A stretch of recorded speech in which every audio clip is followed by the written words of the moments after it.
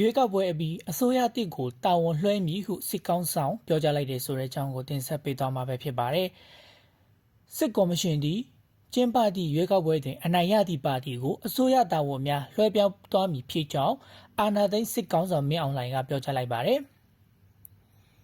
နှစ်တကူမိတ်နှုတ်ခွန်းဆက်စကားတွင်စစ်ကောင်းဆောင်ကရွေးကောက်ပွဲအပြီးထွက်ပေါ်လာမယ့်အစိုးရကိုနိုင်ငံတော်ဝန်တွေလွှဲပြောင်းပြီးအပြီးဒုတိယစာမျက်နှာကိုအကောင်းဆုံးဖြစ်အောင်ဆက်လက်ဆောင်ရွက်သွားမည်ဖြစ်ပါတယ်ဟုထည့်သွင်းပြောဆိုခဲ့ခြင်းဖြစ်ပါတယ်။ပြီးခဲ့တဲ့ဒီဇင်ဘာ28ရက်နေ့ကမြို့နယ်102မြို့နယ်တွင်ရွေးကောက်ပွဲအပိုင်းတစ်စတင်ကျင်းပခဲ့ရာလက်ရှိချိန်ထိမြို့နယ်83ခု၏ရလဒ်များထွက်ပေါ်နေပါတယ်။ထို့ထဲတွင်စစ်တပ်ကြောထောက်နောက်ခံပြုချက်ခိုင်ဖွံ့ဖြိုးရေးပါတီ USDP က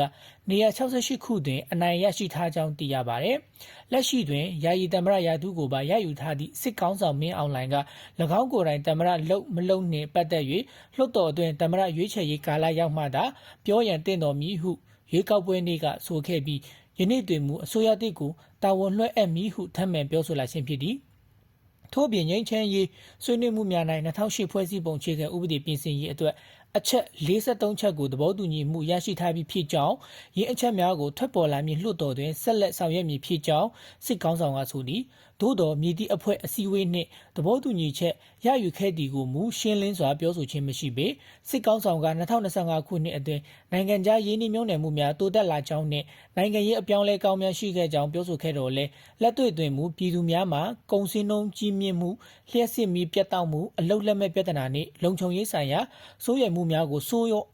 ရွားစွာကြုံတွေ့နေရကြောင်းစောင့်ကြည့်သူများကထောက်ပြကြသည်စစ်အုပ်စုက၎င်းတို့၏ရည်မှန်းချက်အတိုင်းရွေးကောက်ပွဲကိုအကောင့်ထဲဖော်နေခြင်းဖြစ်ပြီးကျန်းရှိနေသည့်ရွေးကောက်ပွဲအပိုင်း2နှင့်3တို့တွင်လည်းပြည်သူများပူးပေါင်းပါဝင်မဲပေးကြရန်တိုက်တွန်းပြောဆိုထားပါသည်။